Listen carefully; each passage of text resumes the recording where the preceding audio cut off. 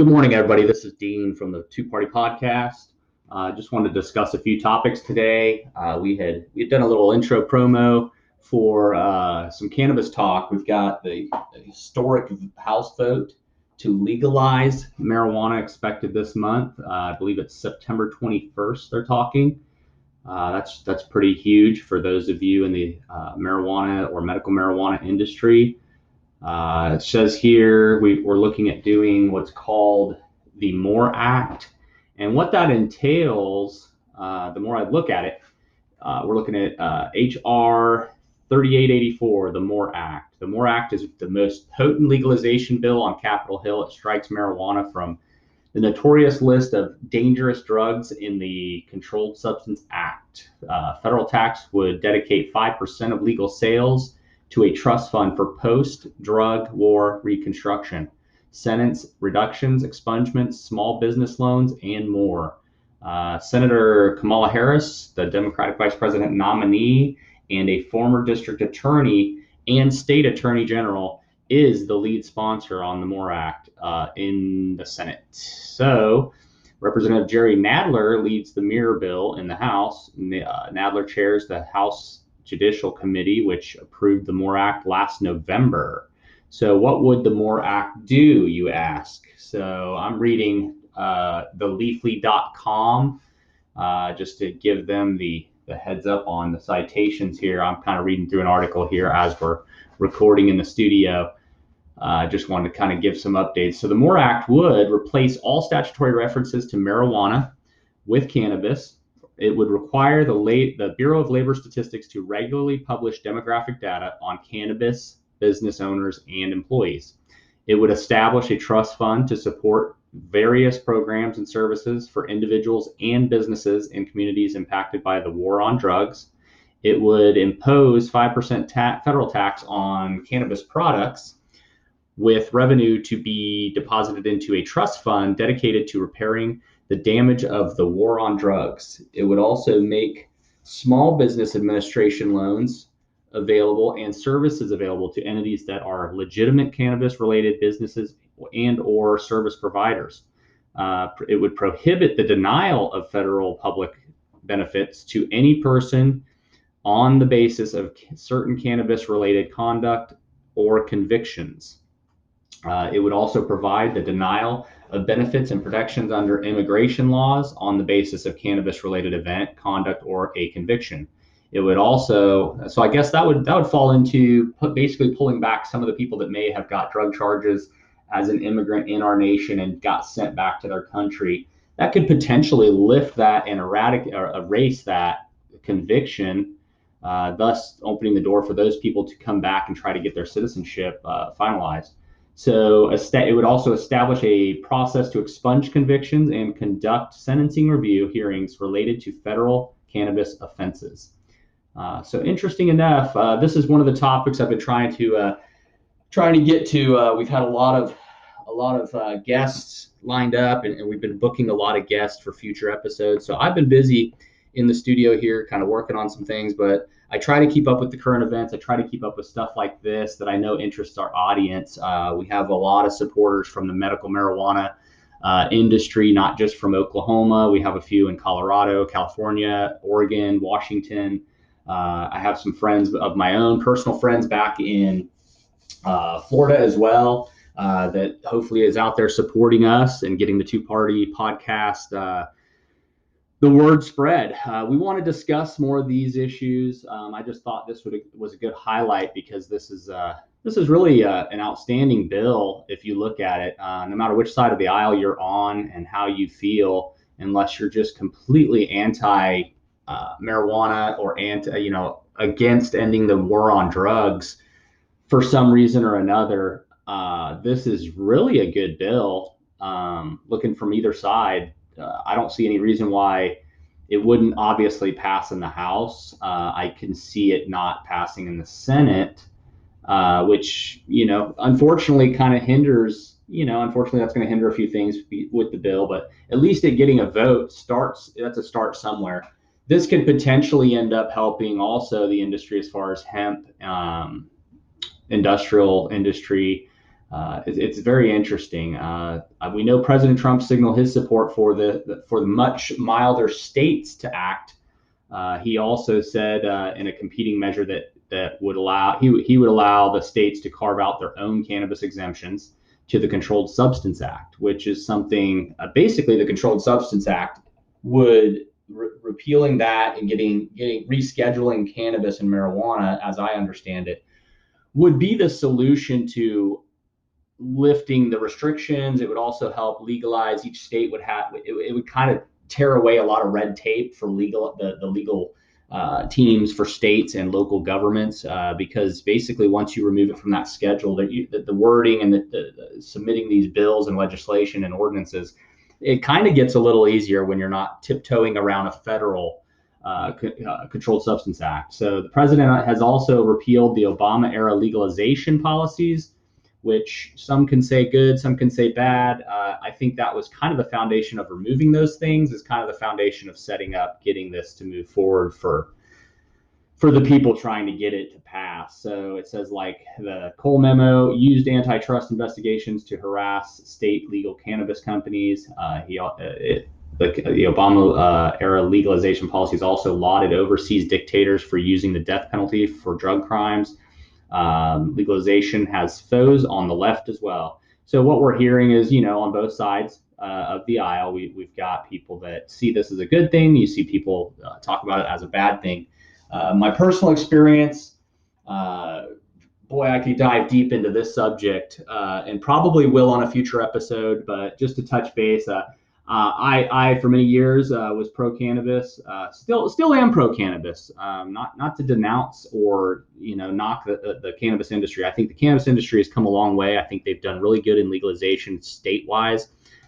We see some of these states with successful programs that benefit the economy of their states, their local communities. You see a lot of these dispensary owners, growers, processors doing a lot to contribute back to not just line their pockets, but do a lot to give back to the communities that they're working in and the states that they're working in. You hear a lot of the cannabis industry being a green industry, not just because of the plant, but because it brings in a lot of cash up front, because most of these states that are able to do what they can do, it has to go in as a cash industry. A lot of people making some money on that, not a lot of taxes getting paid on the startups. Don't take that the wrong way. It's a lot of people do, but there's a lot of wiggle room there and loopholes, I guess you could say. And I am not pro tax. So that being said, my outlook on things now is, from a business perspective, I don't smoke. I don't do cannabis anymore. Used to have no qualms with anybody that uses cannabis medically. Even recreationally, that's your choice. I'm big. You hear me talk about it all the time on the Two Party Podcast. We are huge on freedom. I love the F word. I'm gonna say it. I love the F word. Freedom, I believe, is our number one reason why we're American. I believe that's the number one reason why us as Americans stay here in this nation. I think that's the number one reason why people want to be in this nation and want to come and be an American, and or just come to America. We have freedoms and things we can do in this nation and country that you can't do anywhere else. But the fact remains that there are some, just like anything, there are some good and bad to any industry. And you have the potential when these programs get regulated. California seems to be one of the highest regulated cannabis programs. They're kind of the highest regulated everything program, in my opinion. Colorado's got a great program. It's regulated, obviously. It was kind of a startup, I guess you could say. Oregon and Washington, kind of the same thing. They regulate quite a bit. There's a lot of money that kicks back to the government before you can get up off the ground with your business. But I think California probably stands out from being that. And unfortunately, that pushes people into the black market. So they're going to still sell under the table and not be legal. And unfortunately, what that does for the industry is you have a lot of growers that get a bad rap for people that aren't pro cannabis, pro medical marijuana.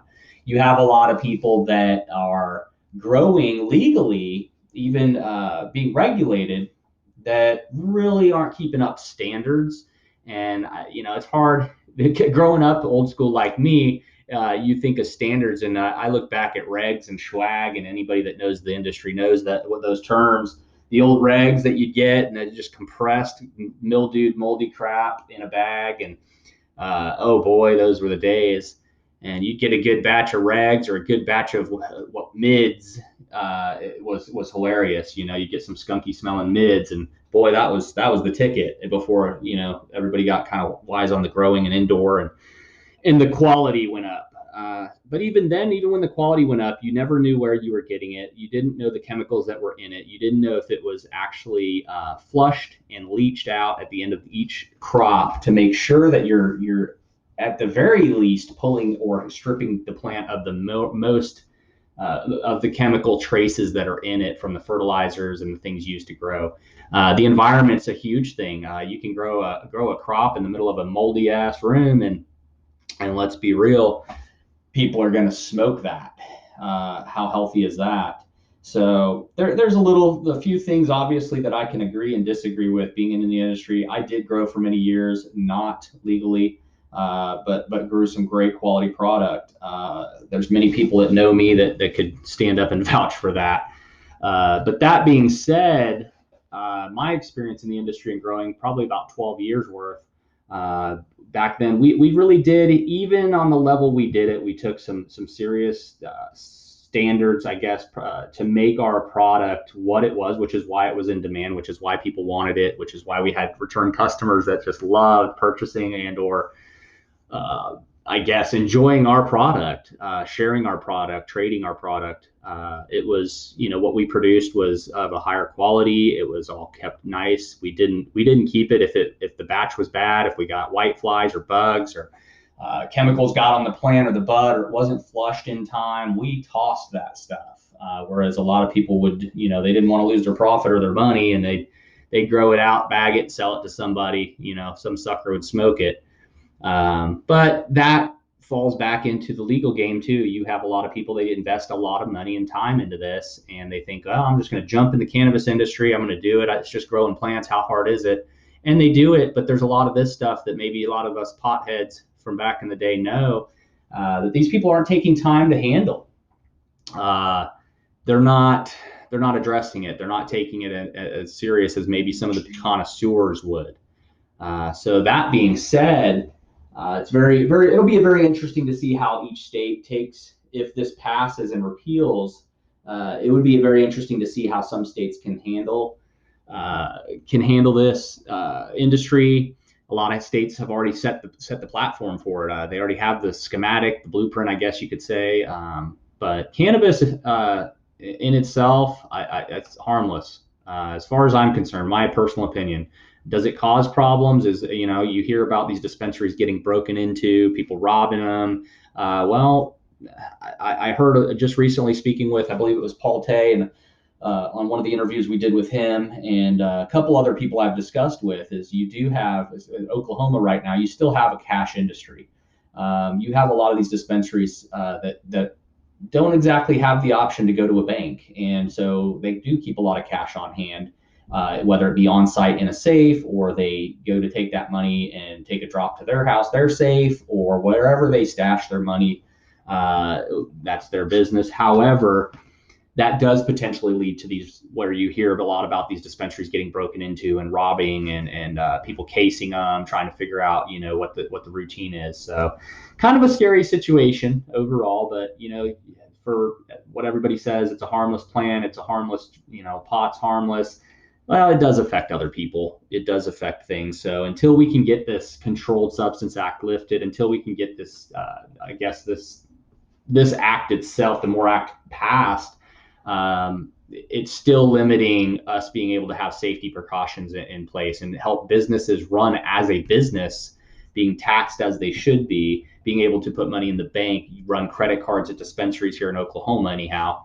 And it makes it difficult. There is a few that are able to do that. They have an option to do that. But then you look back, there's also some insurance issues. I mean, you can't, as a cannabis business, and from what I understand, a lot of people aren't able to get good insurance for the business. So when you get broken into, you get robbed, you're out of luck, is what I'm hearing from a lot of people. So that's just one thing to look at. Those are just some of the bad things, I guess, some of the cons. Some of the pros are, again, it's money in the community. It's money in the. It helps your local economy. You're providing, no matter how you look at it, you're providing jobs. I know from my experience back growing, there is no person. Very rarely are you going to have one person that's going to run an entire grow operation, unless it's in their bedroom or a little tiny room doing 20, 30 plants. It's possible for one person to kind of manage that. But when it comes to the harvest and trimming and keeping up with the plants that way, you're going to need help. You're going to have to recruit a friend or somebody you trust to help with that aspect of things. But on the legal end of it, as a business, you're going to have to hire employees. Whether you're running a growing operation where you're watering, fertilizing, checking plants, pulling leaves, maintaining the crop, all the way down to the harvest where you're trimming, you're going to need help. If you're growing 100 plus plants, you're not going to be able to trim all those yourself.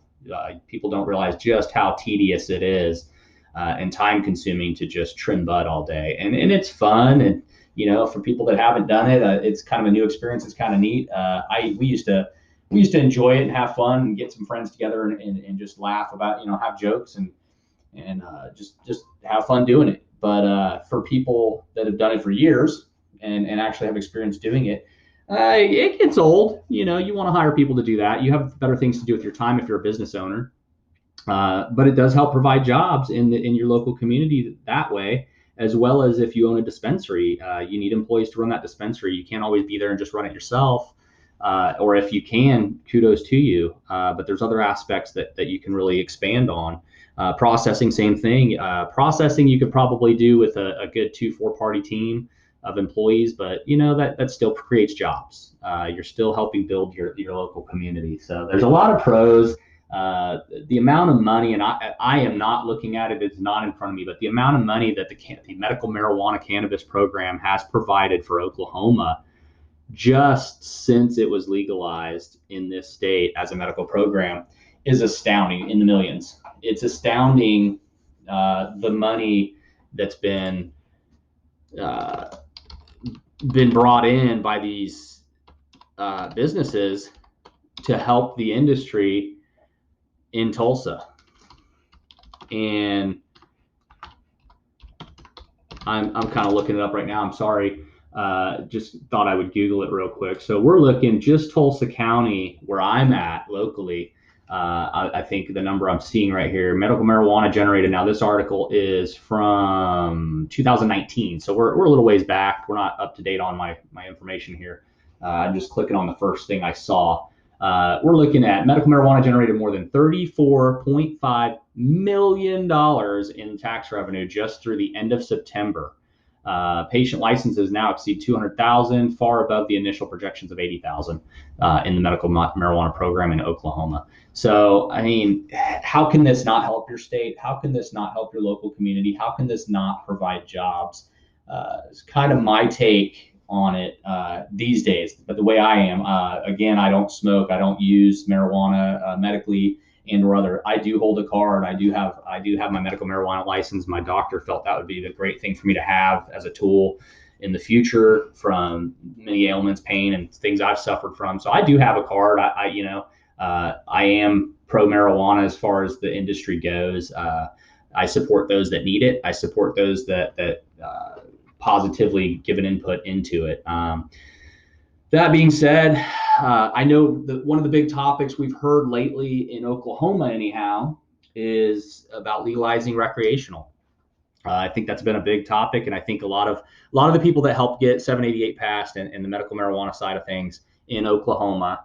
And I'm going to throw Ron Durbin's name out there as the lead attorney that I know. I don't know any other. I'll be honest, other than the people that help him, I don't know any other attorneys or names or people that have fought harder and stronger for the medical marijuana industry in Oklahoma. Maybe not even just Oklahoma. I'd say Ron probably does pretty good with his contacts and networking that we don't see in behind the scenes with other industries. But I know in my state and here in Oklahoma and Tulsa especially, that is, as far as I'm concerned, any business, if you need the go-to, or you need an attorney, or you need someone to help get your business off the ground, the go-to is Ron Durbin. And I have listened to the guy on every point and different points, and not just the medical marijuana. I've listened to him talk about different topics in our state, and he really has his hands on things, and really has a heart for the industry. So if you're in any way, shape, or form tied to the industry and you don't know him, or you disagree with some of what his logic is, but I've heard him speak on a lot of this medical, the legalization, the recreational side of passing, and he mentions a lot about the medical program still has things that need ironed out. There's things in the medical program that need to be fixed. There's things on the laws, ordinances, stuff like that. And I would agree 100% with him. I think is it too soon to put recreational in? As far as I'm concerned, yes. Is it something we should never do? No. I think at some point, sure, when we reach that point. But I really think ironing out the bugs with the medical marijuana thing, we don't want to just be a state that legalizes a medical marijuana industry, and then because it passed, we pushed the initiative to legalize recreationally. I don't agree with that. I think that's you're looking at other states that have done it, California, Oregon, Washington. We don't have to follow. We can lead. We can make Oklahoma's medical marijuana the leading standard in the nation by the way we implement the law and the program and allow it to play out and allow all the bugs to be worked out before we implement a recreational side for adults only. So on that aspect of recreational, I agree with him. I don't think it should be a free for all. I think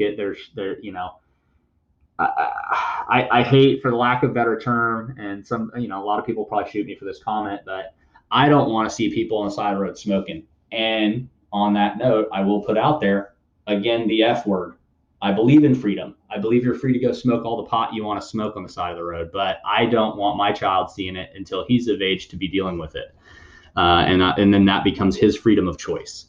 And I know that will happen. I drive down the road now, even with the medical marijuana industry being legal how it is. I drive down the road now and see or smell people smoking in their car with their windows cracked. I all the time. I think we're in BA over near the Ross, near Harbor Freight. The other day, there's a dispensary over there. Man, you could smell it all the way down the sidewalk. Nothing wrong with that. Smelled good. But I really don't. I don't really need my kid asking questions till he's ready to. And you can disagree with me, touch base with me, email me, message me. We can talk about it. We can have you on as a guest to talk about the pros and cons of anything I'm saying, or that you disagree with. But I just feel we can do better medically. We can set a standard in this state. I think doing a recreational right now is kind of jumping ahead of where we're at. I think there's a lot of things we're hearing about and seeing in the industry, processing, growing, dispensaries. There's still a lot of issues going on with these places, as well as we really don't have a good, solid government entity handling the medical marijuana program. The ones it's kind of been juggled around OMA and the health department and this and that. And I just don't think now's the time to go ahead and say, let's do recreational now that these guys can't figure it out on a state level and govern it. Let's go ahead and let's just make it recreational, and then let the government figure it out. Then that's a big mistake. We've already got enough issues and the government up our butts on the medical program. I think we need to step back, take some time, get with good attorneys like Ron when the time's right to really focus on the writing of a bill that would pass recreation, that would make sense, that would not damage or affect or repeal problems or issues or cause issues with 788 or the original medical marijuana amendments. So that being said, I am not an expert on law, period. So don't just quote me on these things that I'm discussing. Just do your research, reach out to good attorneys such as Ron, and just know your facts. But for those in the industry, we support you. Two Party Podcast, again, I am pro cannabis, pro medical marijuana. I have years and years being around it, growing up in it, pretty old school. Just because I'm not fully in it right now and haven't been in pretty much a few years does not take away from some of the things. Some of the things I've learned, a lot of you guys, I've forgotten most of what I've learned.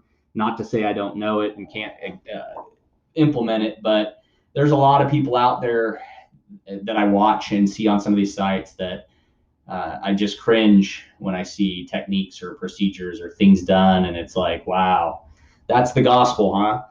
So interesting enough, but this is, like I said, the Moores Act is the thing I really wanted to talk about. I think that's a very interesting topic that we need to get deeper into. Maybe have somebody on the show that's one of the leaders in the industry. I'd love to have Ron Durbin on. I'm going to try to reach out to him. I know he's a busy man, and I don't want to take away from what he's doing in his work. So, but if I could get 20 minutes of his time or as much time as he would like to speak, I'd love to have him on the show to discuss the industry and his take on things, and let you guys get to know him as the leader in the industry that he is in the Oklahoma medical marijuana program. But the Moores Act, I think, is an amazing thing to lift that federal ban and kind of, I guess, as we discussed in an earlier episode, repeal that the end of the drug war thing. We're going to get into more topics about the end of the drug war. We're going to talk about some of the psilocybin, Oregon and drug decriminalization acts. We're going to talk about that across the board. Those are things that are dear to my heart. I again, being old school, I've been around the block a little bit. I know a lot about these things. The LSD, MDMA, things that are being used now and were then used medically or for medical treatments. They do help depression. They do help addiction. They do help with cluster headache sufferers, which I am one. These tools, this medicine, natural, some synthetic, these things are amazing tools for sufferers and people that are patients for cluster headaches, depression, addictions, smoking, to relieve smoking addiction and stuff, drinking, alcoholism. These are all things that for any medical industry or any government to not allow further research into, to see if it helps one person, allow it to help one person.